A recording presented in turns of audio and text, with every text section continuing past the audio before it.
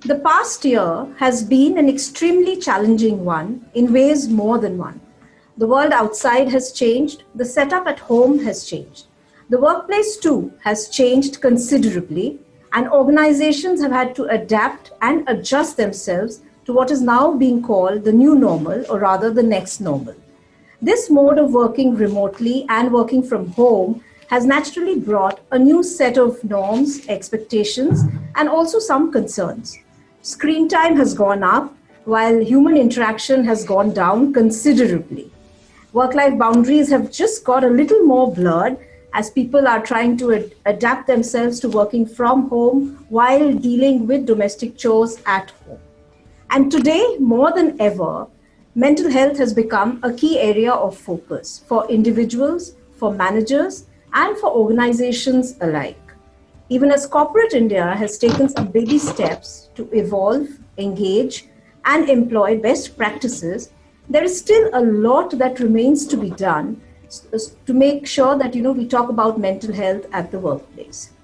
Hello and welcome, ladies and gentlemen. I'm Lopamudra Ghatak, the lifestyle editor of the Economic Times Digital, and today I will be in conversation with some distinguished voices on why it is absolutely okay to not be okay at the workplace and how best we can navigate mental health challenges in the new normal and the role that India Inc. can be expected to play.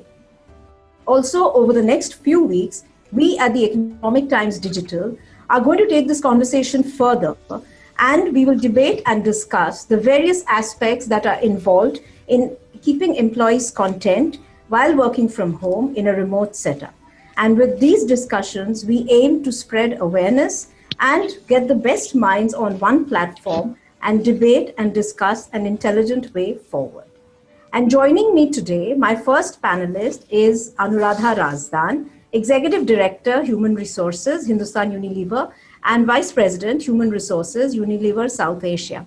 Anuradha is a business-focused HR leader who's had an international career with rich experiences in Hindustan Unilever and global leadership roles.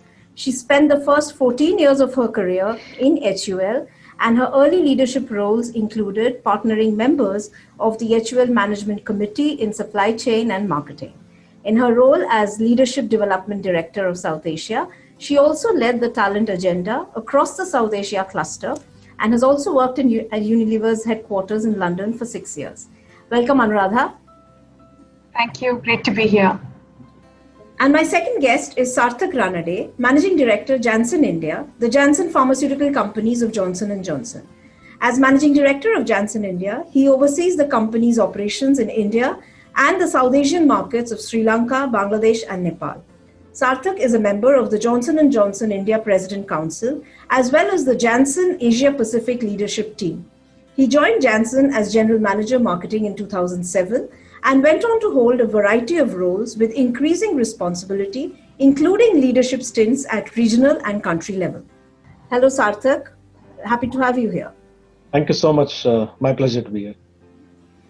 My next guest is someone who's the captain of a fairly young organization. And joining me from Bangalore is Nikhil Kamath, the co-founder and chief investment officer of TrueBeacon and Zerodha. Nikhil started equity trading at the age of 17. He co-founded Kamath Associates at the age of 19 to manage some high net worth individual portfolios in the public market space before going on to co-found Zerodha with his brother Nitin in 2010. Zerodha today has grown to over 1 million active users, facilitating over 3 million orders daily with a daily turnover of over $10 billion.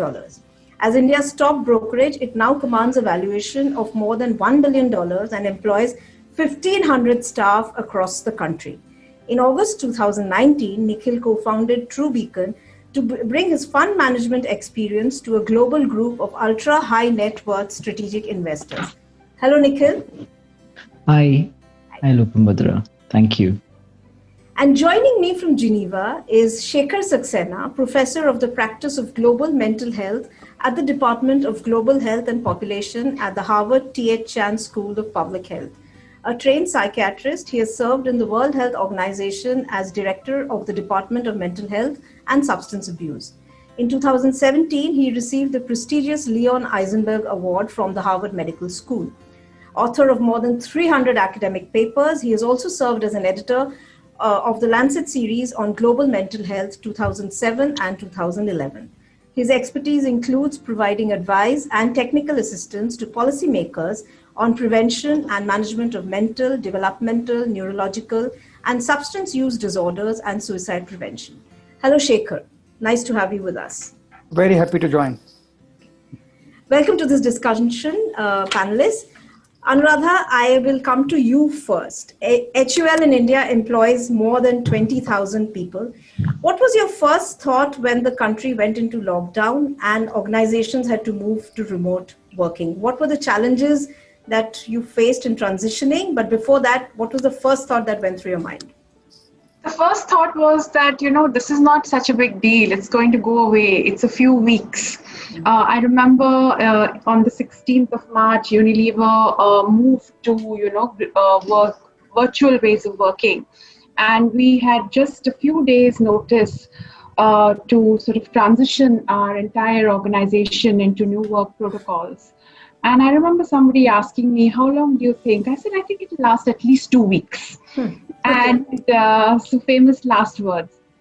But what I felt in the early weeks and, when things were really at the height of disruption in early April, was really the shift from being in a place of leadership where I knew my playing field, I knew what I was doing, to being completely thrown asunder where, finding it in myself to give clarity and leadership to people when I myself was feeling so unsettled and uncertain. And I think that was the biggest part of the pandemic and sort of getting used to it in the early days. You asked about the challenges for the organization. I think there were quite a few.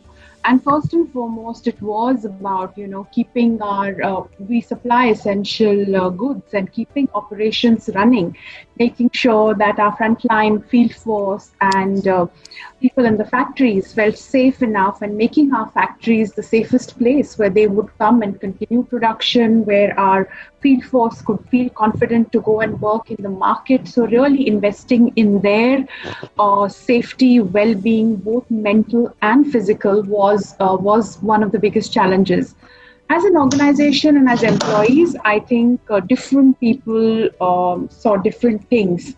Most of us and most employees told us that, they really, really struggled initially without the physical presence, because so much of our culture is about affiliation and our organization is about networks, and we take that for granted.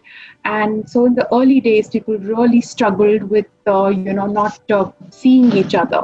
Then, of course, there was the whole issue of what I call the time famine, where people really had to balance household chores, responsibility of homeschooling. At that stage, no help was allowed. And to really, find it in them to juggle between work and personal responsibilities. And to add to that, the anxiety of looking after yourself, looking after people who are vulnerable and in your care. So many things to balance for different groups of people. Mm-hmm. And finally, about 54% of our organization is millennial. They are less than 34 years. And many of them actually talked about the challenge of living alone and experiencing isolation, cutting off from their colleagues, from their families. Right. So different kinds of challenges across different employee groups. The different kinds of challenges. Sarthak, if I may come to you, what were the yours being a brand, this thing where physical presence is required, where delegation of work also happens? You need that human connect, you need that human touch to have people in office doing their stuff, and it wasn't so much of a which could be done remotely. What were your initial thoughts when you were told that you had to get into this mode and hit the ground running? Yeah, so Lopamatra, I think being in healthcare industry, I would say we knew what it is, right? I mean, I heard Anuradha, saying that, and many felt like that, right? This thing is going to disappear in 2 weeks or 3 weeks or at the most a month. But being in healthcare, we knew what this virus could do. Of course, what we were not really prepared for was how infectious and contagious this is. We have seen virus in the past, right? The SARS epidemic in the early 97, 98, we have seen that happening. But this was something which was a little different, the magnitude at the way which spread. So in a way, I would say we were a little better prepared. At the same time, like all other organizations, it hit us out of the blue, right? So, overnight we had to change the way we were operating. So I think one of the early things which struck me was in terms of how do we ensure that we continue to stay focused and serve our patients, because while this whole pandemic was happening, we always had to keep in mind that there are still people who suffer from cancer, there are still people who suffer from mental health issues or other issues like rheumatoid arthritis and so on. And it's very important for us to stay focused and ensure that our medicines continue to reach the people who need them. So I think that was what was kept us on track. And I would say the purpose and the vision of Johnson & Johnson is so very inspiring. And what we say is basically we are here to change the trajectory of human health. And we do that by blending hard science and ingenuity. So that actually kept us focused, Lopamudra. And very quickly we adapted as an organization. So, maybe in just 2-3 days time, our whole IT team was up there in terms of helping people remotely adapt to work, giving them all the support which is required. So I was particularly impressed with the agility what we could display. Okay. If I have to quickly summarize it for us. Okay, agility that you could display. Nikhil, I'm going to come to you. Yours is a fairly young organization. You yourself are a very, very young captain of a young ship. And you have a predominantly millennial crowd, millennial bunch working with you. What were the challenges that you faced? You may not have faced tech adaptability so much, but what were the kind of challenges that you faced when it came to, psychological and other... Yeah, sure. So, Lopa, firstly, I feel like I should be consulting with some of the people on this panel professionally, much less talking about this. Especially Mr. Shekhar Saxena, I think, can help me a great deal. We were very cavalier about the whole thing. When the virus came about, we behaved like nothing has changed. We went about going to work as usual. When the lockdown happened, we happened to be in essential services. So we had 5% staff in the office and the 95% balance working from home. Mm-hmm. I think people, we expected it to be a very hard transition for someone to work in a professional office environment compared to when they move back to their hometowns or work out of their homes. But it was fairly seamless. I think we should take very little credit for what happened. But like you said, millennials, I think, are a bit more resilient, especially in the face of a pandemic. So people moved back to their hometowns. People started working from home. And the strangest learning in this process has been that people have been more effective, more productive working from home. And we as a corporation have saved significant amount of margins while facilitating them to, kind of work from home. So we were not prepared for it, but I think in the situation, we did the best we could. And things seem okay so far. We've even gotten to the point now that we might not even ask them to ever come back.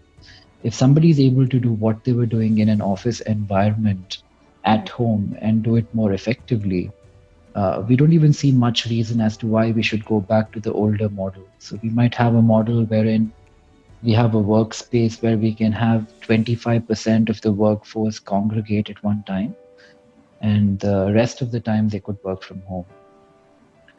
Also, our employee base is very tech focused. We have a lot of developers and technical support and people like that. For people like that who come into the office, there is not that much collaboration going on. They're in front of a computer, logged in through their shift, and they go back.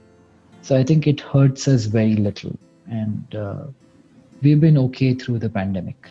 Okay. Personally, I've had a lot of fun through the pandemic. I've used the time to do all the things that I've ever wanted to do. Which is like what? Which is, eat a lot of junk food, like be in bed till later than I would be, learn to play the guitar and, play more sports. So a lot more computer games. I think I might have an alternate career as a computer gamer somewhere if this continues for a little longer. So then that we can see something else coming up in the computer gaming arena as well. Yeah. Professor Shekhar, if I may come to you, you have a global perspective. You've been away from India for like almost 2 decades now. You've seen it change. And what are your thoughts on the way India and corporate India in particular has handled the pandemic and its subsequent aftermath? How would you assess that? Hi, Lopamitra. It is obviously an exceptional situation, but I would say that corporate India or corporates anywhere are part of society. So we are reacting as the society is reacting. And I would like to make 3 points to begin with. One is that mental health and well-being have always been important. It's just that we didn't recognize it. And so they are coming to the fore now because of the added stress. But it is not that they were not important earlier. It's just that we didn't realize it. So I think pandemic may be very bad for some people, but it might actually be good for us to realize the importance of mental health and well-being. And it's high time that we did it because we have ignored it for far too long. The second point I would like to make is that mental health and well-being is important for all of us and has always been important for all of us. But we always took it as a binary division between some people who have a mental disorder and other people who don't. Unfortunately or fortunately, the reality is not that simple. Mental health and well-being is important for all of us, and we are now realizing it. I remember Anuradha talked about it to say that while she was trying to manage the workforce, she herself was uncertain. And that is what is really very important, that now suddenly it is all of us rather than they. And I think that's a very landmark difference in the attitudes that I hope we will carry through in our lives later on, in our corporate life as well as in our personal life, because that is really very helpful. We need to really invest in our own mental health, in the mental health of our family and colleagues, and of the corporation that we might be working for. And that is really, really important. The third issue which I want to point out right in the beginning is the role of communication. Communication from government to its citizens, communication from Mr. Sarthak to his workplace, work employees, and from us to our family members and colleagues. It should be timely, it should be accurate, it should be credible, and it should be comprehensive. In fact, some of the mistakes that we have done are really very, very large. We are all talking about, or at least most of us are talking about, social distancing. Actually, we should be talking about physical distancing right, and social connectedness. So it's a classic example of using a phrase which is inexact and actually increases the reluctance of people to connect, which is not what we really want to do. We want them to be safe, but we want them to be thoroughly connected. So whether it's an email or it's a phone call or it's by any other method that we can connect with people, that is the biggest preventive intervention that we can make for continuing to have good mental health and well-being for ourselves and for others. And let me also say that by picking up the phone and asking people how they are, we're not only helping them, we are helping ourselves actually. And the same is true for communication from every leader to every employee. And that has to be really well maintained. Even if we are uncertain about what's going to come tomorrow, let's be honest, let's be connected. And that is the best strategy for the business leaders. And I think a lot of them have done that, and with major gains. So I think this is time to learn, and this is time to act for really protecting our mental health for now and for future. Protecting our mental health, communication and reaching out. Anuradha and Sarthak, I will come to you with this. Sarthak, to you first. And communication is the key, as Professor Sarthak, as Professor Shekhar said. So what were the kind of measures that you took at Johnson and Johnson, when after the announcement happened, and how was it communicated to your employees, and what was the execution, what was the follow-up that was done? If you could just fill us in. So Lopa, thank you so much. And I think I couldn't agree more with what Professor Shekhar said, about the need to stay connected during this pandemic, because I think as the pandemic started, rolling out, every one of us went through this different range of emotions. Like even as a leader, sometimes I felt, and I agree completely with Anuradha, that, many of us went through our own personal the emotions of feeling loss of control or uncertainty in terms of when this is going to end. So you can only imagine what each and every single employee must have gone through. In fact, interestingly, when Professor brought up this point of connection, I just wanted to also share something that usually when there are such pandemics or very challenging situations in the society, it's quite natural to see mental health challenges going up. In fact, as the pandemic was proceeding, the Indian Psychiatric Society did a survey to just check on the mental health and well-being of people. And what they found is that there is a 20% increase in the mental disorders which are seen in people.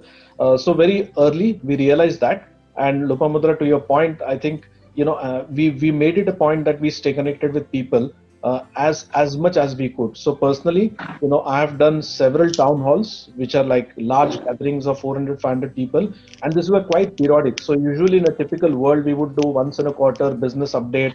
It's more like a town hall. But here, we were almost coming up every fortnightly or 15 days or a month, talking to employees and giving them guidance and directions, because I think as we navigated through the pandemic, many things were not clear.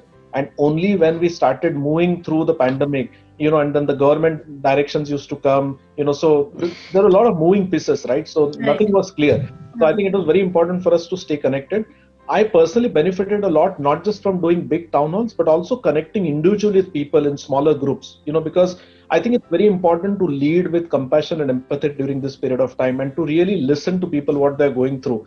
So I think that really helped. And, I can proudly say that I think all leaders in Johnson & Johnson at every single level did everything they could to make our employees comfortable and safe and listen to them. And of course, provide help to people who need mental health support. So there's a lot of sort of holding hands together, I would say, which helped us navigate through this crisis. Okay. Holding hands together. Anuradha, how did you communicate to the team at HUL saying that, okay, you are working from home, you are available for this number of hours, fixed hours, this is how, you draw boundaries? Because I think initially the first 2 months, everyone was kind of overwhelmed, and there were, as, we mentioned that there was homework, there was children, there was cooking, and men were doubling up in the kitchen, women were doing vacuuming, and this. So it was like a kind of role play that was happening. So what was your message that went out to the team? So, I think some of the things that have been talked about are all great things which we did, which was initially, listen more, get the pulse check of people, just get a lot of insight into how people are feeling. So initially every week we would do a pulse check, and then, very quickly use that to translate it back into action and measure again. So while one might typically have a cycle of a few months to do dipsticks and action and check again, this whole cycle became much, much shorter. And so the whole communication was targeted to try and address what's on the mind of the employee at that point of time. I think in the first instance, what was, okay, now we are all working from home, now what? So I think in the first instance, I know that for the first couple of months, it was important to keep the cadence of the business going. And for example, what does an area sales manager do when he or she is working at home?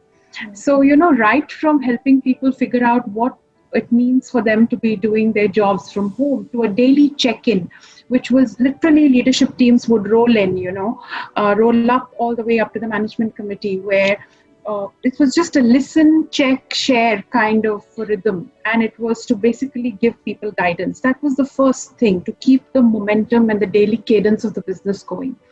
The second was, I think, really about very quickly we realized that prioritization was absolutely key.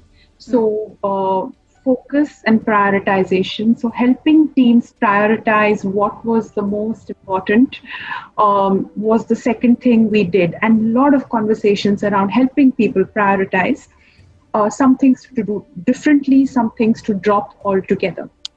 The third thing was, I think, as Professor Saxena said, it is just asking this question, how are you?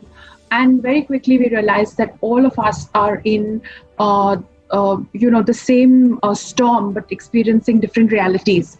And therefore, what we launched was something we called a well-being quotient, which was a simple questionnaire which allowed you to answer 10 or 15 questions like, are you eating right? Are you able to draw boundaries between your work and your household responsibilities? And helps you as an individual realize which part of your life you need to pay a little more attention to. And we encouraged our line managers to have conversations with people around these and to then, encourage that honesty to say that, look, I'm really struggling. I need that 1 hour to be able to feed my child or to give them cook lunch for my in-laws.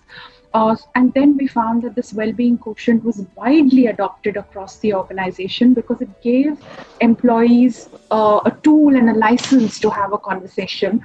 And I think that was something which really, the other thing we did was lots of different things, but we also said that, bring families in. So we started communicating with families because we realized that people were looking at credible sources of communication and information. Right. So whenever we talked about health, well-being, etc., we called the families in because all cocooned at home, we were not only talking to the employees. So lots of things to help people think about their boundaries and their work-life balance. Okay, lots of things, and I think the family bit is very reassuring because yes. You're going back to your family. Nikhil, you yourself have conducted a few town halls for True Beacon, and a lot of your staff has been working from remote locations. So, what was the kind of feeling or the kind of reaction, the sense that you got when you spoke to them? Were they like? How was it like working for them in isolation away from the office? Although you mentioned that productivity has gone up, but still, young people, impressionable and can be swayed. So what was the sense that you got? Yeah, so we try to keep things really simple. I think the pandemic, the biggest thing that it brought with it is uncertainty. I think financial uncertainty, emotional uncertainty of any kind. So we made an effort at the very beginning to, in fact, pay people more than they were earning in a pre-pandemic world. So we had bonuses in place. We had a loan mechanism wherein if somebody needed the money, they could borrow at no interest from the company. And we made sure that they feel like they are financially secure. I think that makes a big difference and a big part of what anybody is looking from a corporation they work for is that. Outside of that, we engaged with them constantly. I think we took care of logistics. If somebody needed a hospital or if somebody needed something to be done, not just to them, but for a member of their family, we made the effort to, kind of have systems and logistics in place to be able to help them out. So that, I think often many corporations think of such complex solutions that a very small portion of the company actually eventually benefits out of it. So we try to simplify it and, think about what are the 2-3 biggest things that would help someone and focused on them. Okay. 2-3 biggest things that would help someone and, help them tide over it. Professor Shekhar, if I may come to you, there's a Yale professor, Frank Snowden, and what he describes is like that the physical pandemic may be over, but there's a psychological pandemic that is on its way, that is here, and that the after effects of this pandemic is what we'll be left dealing with. You have a worldview on this. How do you think Indian companies, India Inc., and Indian thought leaders can adapt themselves best to be able to deal with this? I think you're very right to say that the physical health impact of the COVID are being seen now. but the mental health and well-being impact is just about beginning to be seen. And there is a lot more of that coming because of the associated problems of joblessness, poverty, social distress, and all the other kinds of things which are happening. Just to take an example, there is increase in domestic violence because people are confined to homes. Sometimes women are confined with people who are abusers. So these things are all going to play out, not in only in days and months, but in years. And I think we need to prepare ourselves as society as well as corporations. And in fact, this is perhaps a very good time for corporations to plan for the future and what I would say, build back better. They had some interventions, they had some programs on mental health and well-being, but I think they have proved to be quite inadequate. So this is the time to actually build something which can last a much longer time. And I'm very keen on disseminating correct information to the corporations to say what helps and what does not help that much. And I really like what Nikhil said, that one can be quite simple about things, 2 or 3 things which help the most. And I would say that social help comes more effective than psychological help, because many people are going through very, very serious social and economic issues. And that is something that people want reassurance on, people like support on. And yes, the psychological support is important, but social support is much more important. So that one has to plan.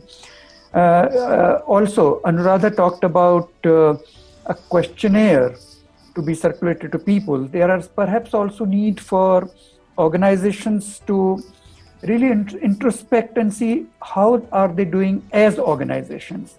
And I am aware of and involved in a initiative by Arogya World, which is an NGO working with many corporations.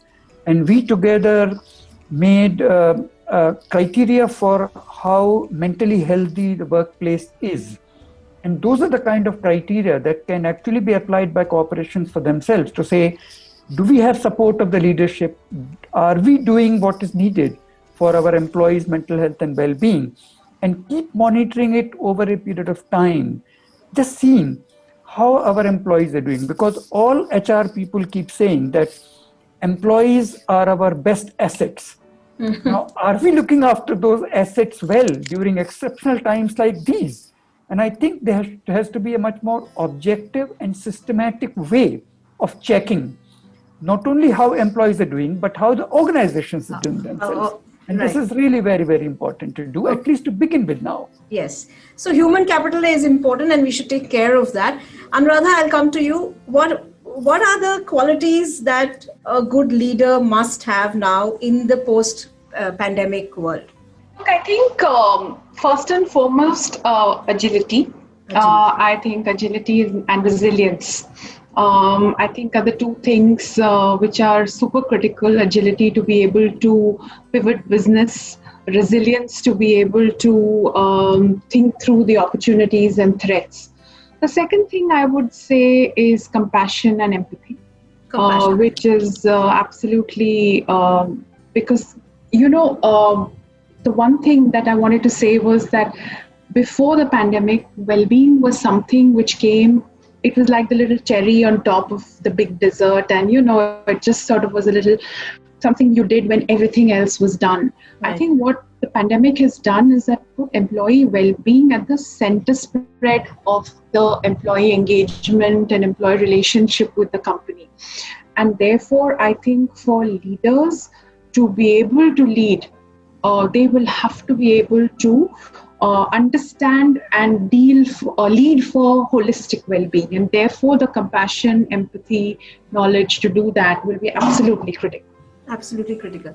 Sarthak, you've already mentioned empathy, and what other qualities do you think are critical for a leader in 2021, 2022 in a post-COVID world? Yeah, I think couldn't agree more with what Anuradha said. I think it's very important for leaders to to stay optimistic. I think that's very important, and also be agile and resilient and, drive the organization in the right direction. So clearly this is going to be tested. The second thing which I completely agree with what she said also was about empathy and compassion. I think we've gone through a very challenging year which tested us on different fronts, right? Professionally, personally. So people are looking up to leaders, how they can give them that comfort, how they can give them that confidence that these things shall also pass. And one thing which I personally see, Lopa, is that one silver lining out of this whole pandemic is that our employee engagement has gone all-time high, because of the efforts what we have put in. And today, if I look back, I think the way we conducted ourselves in the last 8 to 9 months, where we sort of over-indexed on health when it was required. We sort of offered employee assistance program to employees so that they can tide over their own personal emotional issues if they're facing any. I think all that has made them much more comfortable, much more resilient, and they're ready to face the future. I think that's what I would look into a leader, how we can create that ecosystem where his employees feel comfortable. And I think Professor Shekhar also said that the need to be transparent. I think that's also another very important quality which is important. I mean, right during the pandemic, people used to ask me that, are we going to lose our jobs? What's going to be the outlook? And, for example, for many of these questions, we didn't have clear answers, right? But I think what was more important was to just be transparent and tell them what we know and what we don't know. And I think that has really helped us well during the whole pandemic. So I think all these qualities would be very critical for leaders to navigate through this pandemic. Okay. And Nikhil, what are the kind of qualities that you're looking for in people you want to hire next year, maybe for your gaming venture? I think more than anything, humanity. I think we as companies, we all spend too much time worrying about our shareholder and much lesser time worrying about our colleagues and our employees. In a year which has been so disparate and stark like this year has been, right, I think the onus is on every leader to think not about the shareholders for a year and make sure everybody's okay. You will have the future. You will have many more years to make profits and grow as a company. So I would say that is the need of the hour, and it's hard. It's easier said than done for a leader to raise his hand and say, okay, we'll cut our profits by 20%, but we'll make sure people working with us do better, and it will help the company in the long run. That's a tough decision to make, but I hope more people make it. Okay. Shekhar, if I may come to you, you'll have the last word. What is your one piece of advice to India Inc. so that, they are able to take care of employees better? They're able to put mental health, treat mental health as a priority subject, and which will lead to overall development and good growth. Anything that you would like to say? Well, Nikhil just now said that to put people above profits. I think that is something which really needs to be imbibed by all leaders of Indian companies. And as I said earlier, I think it's time that the leaders realize that the mental health and well-being of the employees is an asset that has a very large value, and to protect it and to promote it, not only for now, but that should be the new normal, that is something which is a precious asset, and we need to develop that in future. So if we can start planning for that right now, learning from the experience that we have had in the last few months, that will be really a very positive thing. And we can build the confidence better and also build the businesses better, because it will also have, over the long time, a very good outcome for the businesses themselves. So I think that is the clear message. If we can get that right, we will really feel that the pandemic has done something good, if there can be any good out of the pandemic. Okay.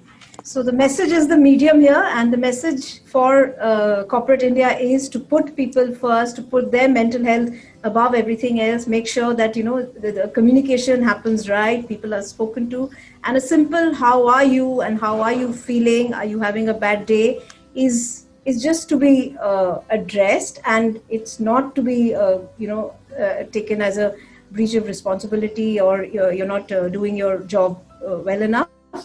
So it's time we start, as managers, as thought leaders, as business leaders, you start thinking about people, you start putting them on priority. And I think that's a very, very important message that needs to go down. Thank you everyone for this wonderful discussion. Thank you, Shekhar, for taking time off. Thank you, Nikhil. Thank you, Anuradha. Thank you, Sarthak. And I would also like to thank Johnson & Johnson, the presenting sponsor, for partnering with ETPanache Digital, Talk Your Heart Out's first edition. It was wonderful, and it was very encouraging to have everyone here on this platform. Thank you. Thank you. Thank you. Bye, everyone. Cheers. Bye. Bye-bye. Bye all.